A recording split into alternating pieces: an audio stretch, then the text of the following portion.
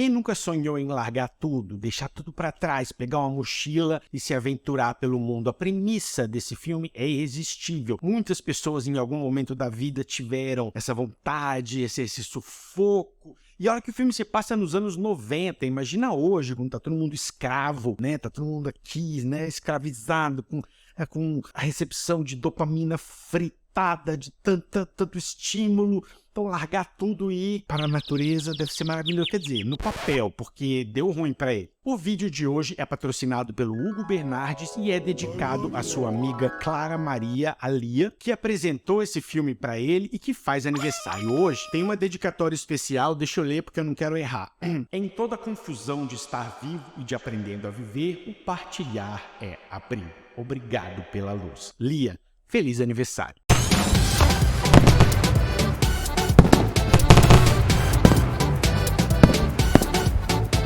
Se você quiser uma crítica sob demanda, é só me mandar um e-mail que a gente conversa. A crítica de hoje vai ser com spoilers, ok, pessoal? Vamos lá? Vamos lá.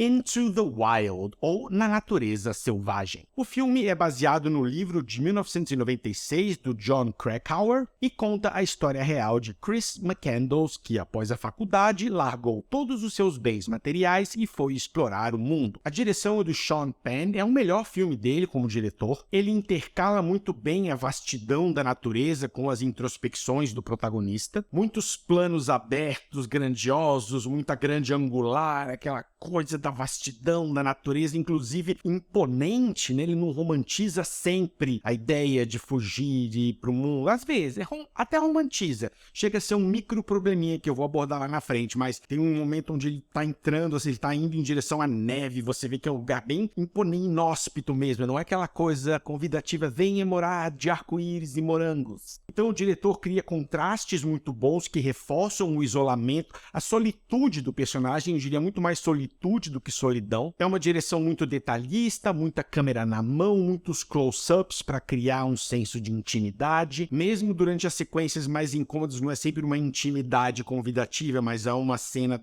de um jantar, por exemplo, não lembro se é um almoço ou um jantar, que mostra também como o relacionamento dele com os pais é tóxico e tal, que, de novo, a câmera tá bem na carona das pessoas, então você pega um senso real do que faz essas pessoas funcionarem. O diretor usa uma estrutura narrativa não linear, com narrações e flashbacks que ajudam a dar camadas às motivações do protagonista e ajudam também no ritmo. O filme é um pouco mais... Eu sempre falo isso, né?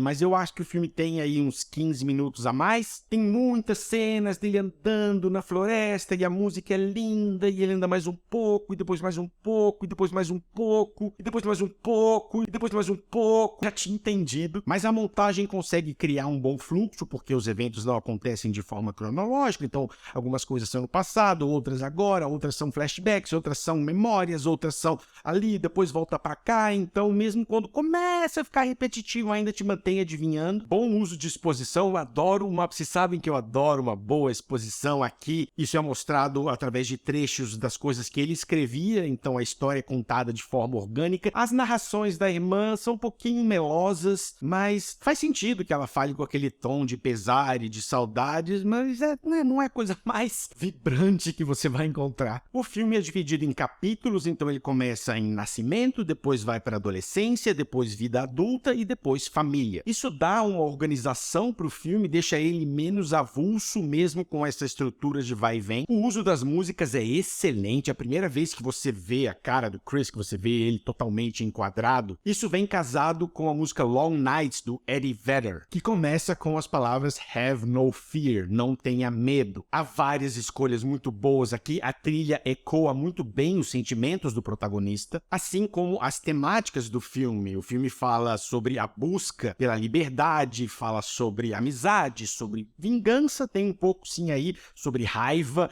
sobre castigar aqueles que te machucaram. Eu vou chegar lá, mas também é uma jornada de autodescoberta muito forte, tem um pouquinho daquela coisa de se rebelar contra o sistema, e a música casa muito bem com cada uma dessas batidas. O roteiro explora muito bem as complexidades dos laços humanos. De novo, vingança, saudade, solidão, há diálogos muito bons aqui, alguns nem são tão poéticos, mas são verdades muito fortes. Pequenas coisas, uma hora que ele tá explicando para um casal por que ele queimou o dinheiro dele, ele fala: dinheiro deixa as pessoas cautelosas. Olha que verdade. Há vários momentos contemplativos legais. Outra cena muito simples, mas muito marcante para mim, é quando ele tá comendo uma maçã. Ele fica falando: você é a melhor maçã. E ele tá felizão, acho que fazia meses que ele não comia uma maçã. E aí você começa a pensar, olha que desintoxicação, né, dele tá tão feliz por causa de algo tão simples como uma maçã. Uma dessas cenas que retratam tão bem os pequenos prazeres, os prazeres esquecidos da vida. Outra cena que eu gosto muito é dele com o Vince Vaughn. Eles estão falando, e mais do que entrar num monólogo sobre tudo que ele odeia, ele simplesmente fica falando: sociedade, sociedade, sociedade, o Vince Vaughn, society, ele, society, é muito bom. Tem uma sequência que envolve ele na cidade, e o filme mostra também muito bem como ele tá miserável ali. É o ambiente onde ele se sente menos à vontade, quando ele tá fazendo parte de um sistema, mesmo nas regras dele, quando ele tá na cidade, assim, a expressão dele, o semblante dele, a linguagem corporal é outra. A cena do velhinho oferecendo para adotá-lo é muito bonita, mas precisava de algo. Precisava de algo mais, eu vou chegar lá. A cinematografia reflete a grandeza da natureza paralelamente com a jornada do protagonista. São cenas absolutamente vistosas, imponentes. A paleta transita entre tons quentes e frios em total sincronia com o estado emocional do Chris. O Emily Hirsch tá ótimo aqui, talvez seja o meu filme preferido dele, a minha interpretação preferida dele. Ele é um ator que escolhe personagem. Durante um tempo eu tive antipatia dele por causa do Speed Racer, eu odeio aquele filme, mas ele escolhe projetos diferentes, e eu comprei tudo que ele quis passar aqui, aquela coisa da descoberta. Ele não tem todas as respostas, mas ele é inteligente o suficiente para saber o que ele tá procurando. O elenco de apoio também é bom, eu gostei das cenas do Vince Vaughn. A Catherine Keener também tem uma participação importante, porque ele a faz lembrar de alguém do passado dela, então ela cria um vínculo muito forte com ele, mas ele não permite, né? Ele tem essa coisa, durante a jornada dele ele encontra várias pessoas e muitas contribuem para a história dele, mas ele jamais se permite, sabe, se apegar demais, uma coisa que talvez o deixasse comprometido ou preso. Ele é um espírito livre, o que é até contra, eu não diria que ele se contradiz, mas ele chega a uma conclusão no final que vai um pouco contra a maré que ele estava nadando, digamos assim. Eu vou chegar lá também. O William Hurt e a Marcia Gay Harden fazem os pais. No começo parece que são, sabe, aquele pai e mãe tóxicos clichês, mas quando você começa a ver o efeito do desaparecimento dele nos pais, por mais que eles não se gostassem mais, e por mais que a relação com o filho não fosse boa, pai e mãe, na ausência do filho, vai ficar doente de preocupação. Isso é bem retratado aqui, inclusive uma das coisas que me incomodou nesse filme. A Kristen Stewart está no filme, acho que isso foi do quê? 2007? Foi antes dela começar a virar boa atriz, porque no comecinho da carreira, ela não atrapalha, tá? Não quero pegar no pé dela, não. Ela não atrapalha, mas ela também não faz nada assim, uau. Ela é a típica garotinha tímida que toca o violãozinho e dá uma olhadinha e faz nada demais. O Hal Holbrook faz o meu personagem preferido do filme, que tem aquela cena comovente que eu falei, dele oferecer de adotar o garoto para ser meio que o neto dele, e tudo isso é um reflexo da solidão dele.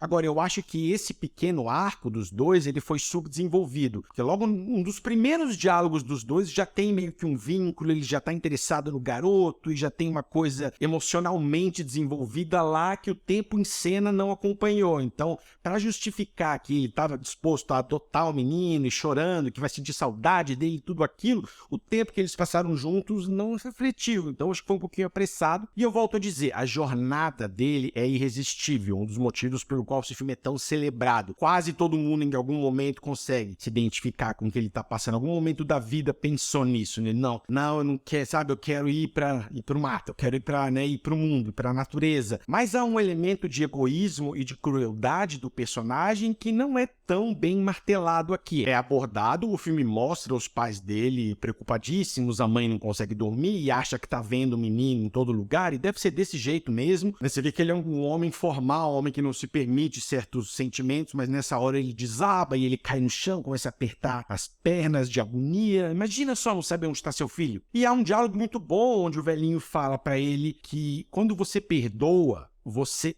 ama. E quando você ama, a luz de Deus brilha sobre você. Alguma coisa assim nessa linha. Só que ele meio que dispensa, ele dá uma risadinha e tal. Ele não... Sempre que alguém quer falar, seus pais sabem onde você tá, né? Sempre que alguém tenta colocá-lo nessa linha, ele meio que, não quero saber. Você entende que ele teve um relacionamento muito ruim com os pais e não quer dar satisfação, mas tendo visto o filme de novo, agora que eu tenho filho, a primeira vez que eu vi eu não senti isso não. Mas agora eu senti sim uma crueldade. O filme ele passa mais tempo romantizando, né, a jornada dele do que mostrando como ele, de certa forma, é um babaca. Não custava mandar um telegrama anônimo, sabe? Eu estou vivo, estou bem. Só isso. Isso, eu garanto que isso já tiraria, assim, toneladas de peso das costas dos pais dele. Então, eu fiquei uma parte do filme azedo, pensando assim, ele tá sendo babaca. Tem dois personagens que ele encontra quando tá andando de caiaque, eles estão fazendo cachorro quente, que eu achei eles são meio caricatos. Eu não sei se os aventureiros são daquele jeito mesmo, mas não me pareceram pessoas reais. Tem uma cena dele na cidade que eu achei meio cafona. Ele tá andando em frente a um restaurante, ele tá todo sujo e tal, ele vê um playboyzinho, quando ele olha pro playboy, ele se vê, né, vestido de playboy, olhando pra ele mesmo, assim, olha que você poderia ser, e ele